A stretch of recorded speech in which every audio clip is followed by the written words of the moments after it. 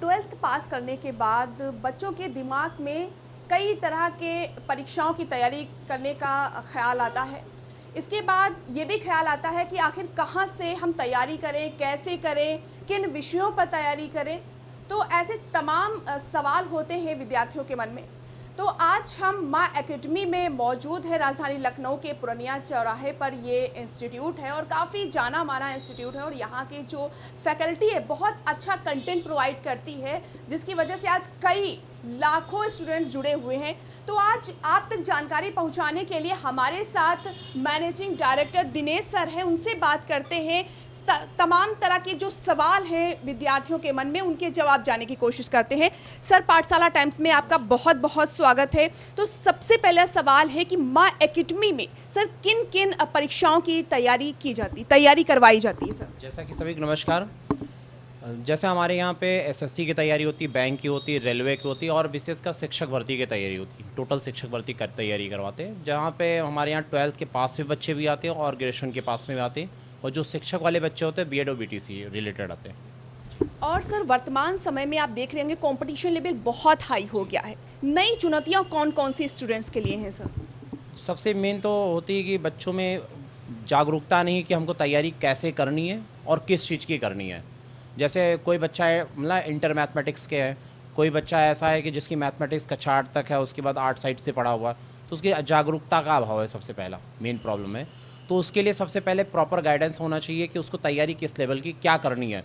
कोई एसएससी की तैयारी करना है, या बैंक की करना है, रेलवे की करना है, या यूपी SSC की तैयारी करनी है, या तो उसकी मैथमेटिक्स का बैकग्राउंड नहीं है तो हमको किस चीज़ की तैयारी करनी चाहिए। तो इस सारी चीज़ों पर एक प्रॉपर गाइडेंस होना चाहिए कोचिंग संचालक से, या जो भी आप उसके संपर्क में है या कोचिंग में आके बात कर सकता है कि किसकी तैयारी करें। कभी कभी स्टूडेंट खुद नहीं समझ पाता है कि उसे किस तरह की तैयारी करनी चाहिए उसके माइंड मस्तिष्क के जो हिसाब से। तो सर, सबसे और दूसरा सवाल ये भी मन में आता है स्टूडेंट्स के मन में कि हम तैयारी कहाँ से करें। तो इसके लिए क्या सर कहना चाहेंगे? देखिए, कोई बच्चा इंटर पास कर चुका है तो हमारे हिसाब से मिडिल क्वालिटी का है, उसके पास भाई बहुत ज़्यादा बजट नहीं है कि वो किसी बीटेक एमटेक की डिग्री ले सके 4-6-10 लाख रुपए। तो एक सामान्य तैयारी जैसे 50 रुपये 100 रुपये के फॉर्म से भी भर के, और एक सामान्य और मिनिमम फीस हम लोगों के यहाँ होती है कि जो एक मिडिल क्वालिटी का बच्चा, बहुत एक मजदूर बच्चा भी है, मजदूर किसान का बच्चा भी है, वो भी तैयारी कर सकता है। जैसे मान लो इंटर पास हो गया तो इंटर पास के बाद वो 10+2 की जॉब ले सकता है क्लर्क लेवल का। और इसके अलावा एमटीएस की वैकेंसी आती है, जीडी की वैकेंसी आती है जो एसएससी करवाती है, जिसका क्या होता है कि सामान्य के लिए 100 रुपये का फॉर्म पड़ता है, ओबीसी के लिए, बाकी के लिए लड़कियों के लिए निःशुल्क होता है, किसी भी वर्ग की है, और बाकी SC ST के लिए भी निःशुल्क होता है, उसमें कोई फॉर्म चार्ज नहीं पड़ता। फॉर्म अप्लाई करते हैं? जी, अप्लाई करते हैं। और भी पेपर भी मान लो लखनऊ राजधानी में आ रहे हैं तो लखनऊ राजधानी में इतना बजट मतलब मिनिमम बजट में भी हो जाएगा। हम लोग की जो कोचिंगें होती करीब 1000-1200 रुपये का अप्रॉक्स खर्चा आता महीने का, इससे ज़्यादा नहीं आता। वो भी 1 साल तक का लगभग चार्ज होता है, 12,000 में लगभग कोचिंग हो जाती है, या 6 महीने में कोर्स हमारा पूरा हो जाता है, और 1 ईयर में 2 बार में कोर्स कंप्लीट होता है, प्री कम मेंस दोनों हो जाता है।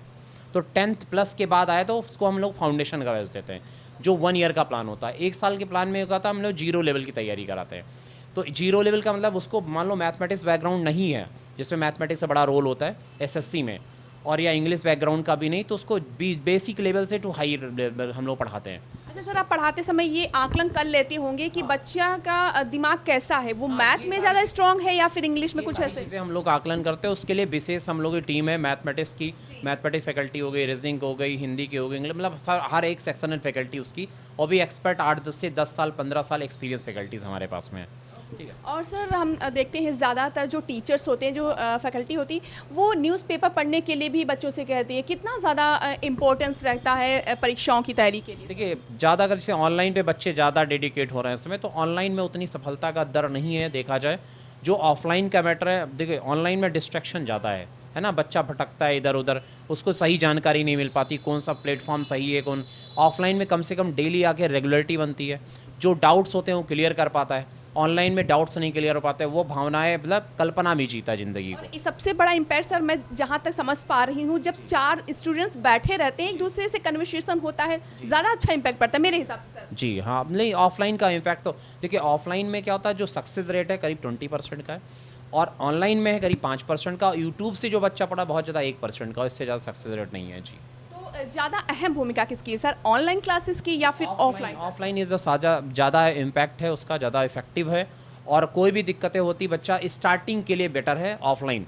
यदि बच्चा का मतलब फाउंडेशन बेहतर हो गया, साल भर पर तैयारी कर चुका है या पहले से बेहतर है, तो ऑनलाइन जा सकता है, बेहतर है, उसको समझ आ रहा तो। प्री एग्ज़ाम के सर एसएससी में प्री एग्ज़ाम भी होता है, सबसे फिर पहले प्री एग्ज़ाम होता है, हो सकता है नेक्स्ट 2025 से सीईटी लागू होने वाला, तो कॉमन एलिजिबिलिटी टेस्ट हो जाएगा सबका। तो उसमें सर क्या होता है, क्या होता है? एलिजिबिलिटी टेस्ट का मतलब जैसे बैंक का हो गया, रेलवे का हो गया, एसएससी का, बार बार प्री एग्ज़ाम ना होगा, एक एग्ज़ाम हो जाएगा, वो सबके लिए वैलिड हो जाएगा। हाँ, तो बार बार प्री नहीं कराने से बचेंगे, सीधा मेंस करवाया जाएगा। मेंस करवाया जाएगा। जो प्री का एग्ज़ाम हो रहा है, जैसे आपके 10+2 का CHSL का हो गया, उसमें 25-25 क्वेश्चन आते हैं मैथ के, इंग्लिश के, जीएस के और रीजनिंग के।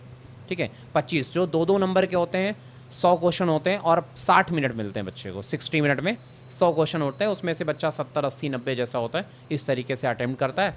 करीब मेरिट 130, 40, 45 ऐसे जाती, मतलब करीब 70%, 65% ऐसी मेरिट जाती सबकी।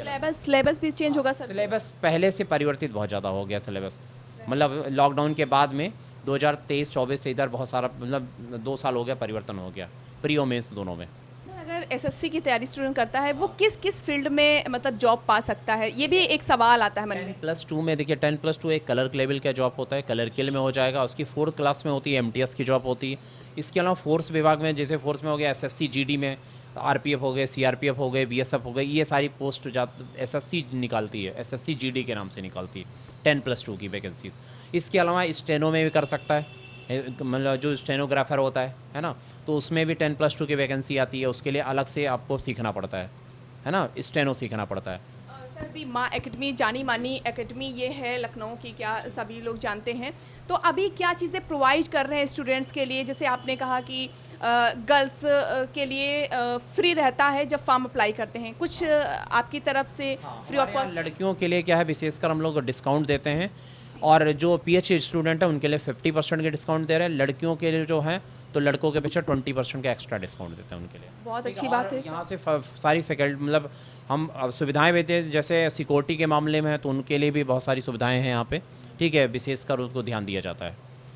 और वैसे संडे में जैसे डाउट क्लास की बात करें, तो वो सब प्रॉपर गाइडेंस दिया जाता है। तो उसके जैसे प्रॉपर कोई चीज़ें समझ नहीं आ रही, तो उसके लिए फैकल्टी हमारा PSS की बैठती है।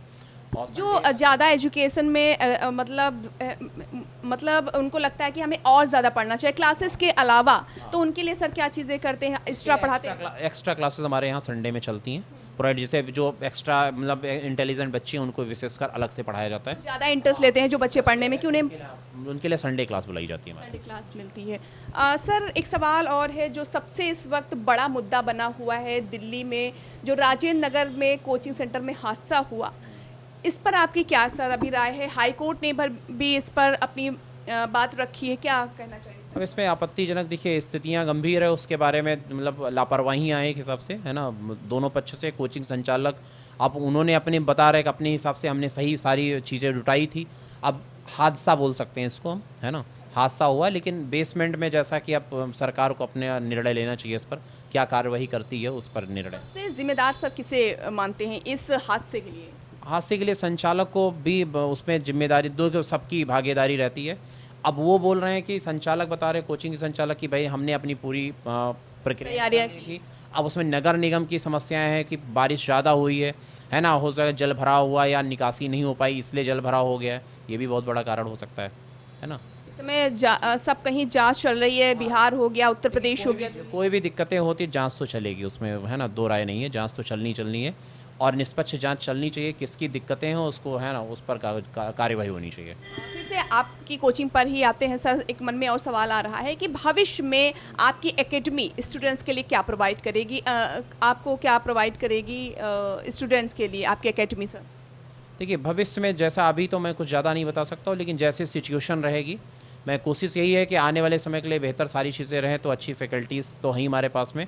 बाकी फ्री ऑफ कॉस्ट बहुत सारी चीज़ें चलाने वाले हैं बच्चों के लिए, जैसे कि जो गरीब बच्चे हमारे PhD स्टूडेंट आते हैं उनके लिए था ही है। बाकी जो हमारे मतलब इकोनॉमिकली वीकर्स हैं, कोई बच्चा ऐसा है जिसके माँ बाप नहीं पढ़ाना चाह रहे हैं, तो उनके लिए अभी भी हमारे पास निःशुल्क व्यवस्थाएँ हैं, आगे भी। कभी फाइनेंशियली प्रॉब्लम की वजह से भी स्टूडेंट इकोनॉमिक के वीकर्स जितने किसी भी वर्ग धर्म का है उससे नहीं, तो उनकी हम सहायता पूर्णतः करते हैं। यहाँ रहने और खाने की व्यवस्था करें, बस बच्चा डेडिकेट होना चाहिए। कितने सालों से सर कोचिंग? करीब मेरे 8 साल हो गई कोचिंग चलते हुए। अभी तक कितने स्टूडेंट्स आपके यहाँ से पढ़ के निकले? देखिए हर ईयर का नहीं बता सकते, वैकेंसी के ऊपर होती है कि वैकेंसी, जैसे वैकेंसी आई, मान लो शिक्षक भर्ती आ गई, मान लो 2000 बच्चा है, तो 2000 बच्चा है तो भाई उसमें वैकेंसी ज़्यादा आई तो उस हिसाब से सिलेक्शन भी होता है। जब हर ईयर की बात करें तो 100 से 150 बच्चा सेलेक्ट हो ही जाता है टोटल मिला के, 125 बच्चा, जैसे 2023 में करीब ने 125 बच्चों का सिलेक्शन हुआ है। सबसे अच्छी तैयारी जो होती है हमारे ग्रेजुएशन लेवल की एसएससी सीजीएल के लिए बेटर होती है। जो बच्चा बीएससी कर चुका, बीए कर चुका है, किसी भी स्ट्रीम से है, तो सीजीएल, एसएससी सीजीएल सबसे बेस्ट कोचिंग होती है, वहाँ कर सकता है। और अच्छी पोस्ट भी है, इनकम टैक्स अधिकारी हो गया है ना, मतलब उसमें आईवी विभाग हो गया, करीब 28 प्रकार की पोस्टें हैं, बहुत बी ग्रेड की जॉब भी है उसमें, पे ग्रेड भी अच्छा है। तो एक मतलब मिनिमम न्यूनतम मतलब तैयारी में आप पैसे की तैयारी में एक अच्छे स्कोरिंग कर सकता है, उसमें तैयारी कर सकता है उसमें, ठीक है। तो सीजीएल इज अ बेस्ट रहेगा, है ना, जो 10+2 के बाद में कर सकता है, जिसका ग्रेजुएशन कंप्लीट हो गया है। आपकी कोचिंग में? जी हमारी कोचिंग, वो हर जगह कर सकता है, कहीं भी करना चाहता है। और सीजीएल के बेसिकली बेटर रहेगी उसके लिए, जो बच्चा 10+2 उसके लिए 10+2, बाकी जो ग्रेजुएशन हो चुका है उसका, उसके लिए है ना सीजीएल इज ए बेटर। और उसके अलावा सीजीएल के अलावा मतलब ये ग्रेजुएशन हो चुका है या लंबाई उसकी है तो एसएससी सीपीएसआई भी आती है ना, जो पुलिस विभाग में जा सकता है। इसके बाद दिल्ली पुलिस भी निकलती है तो उसमें भी जा सकता है आराम से, बस लंबाई होनी चाहिए उसके लिए, 170 मांगते हैं, ठीक है, ग्रेजुएशन के पास। बहुत बहुत धन्यवाद सर आपका, आपने स्टूडेंट्स के लिए वो चीज़ें बताई जो वास्तव में कन्फ्यूज़न रहती है हमेशा, वो आज क्लियर हो गई। तो ऐसी तमाम जानकारी के लिए जुड़े रहे पाठशाला टाइम्स के साथ। कैमरा पर्सन मोहित के साथ मैं मधुमिता, पाठशाला टाइम्स, लखनऊ।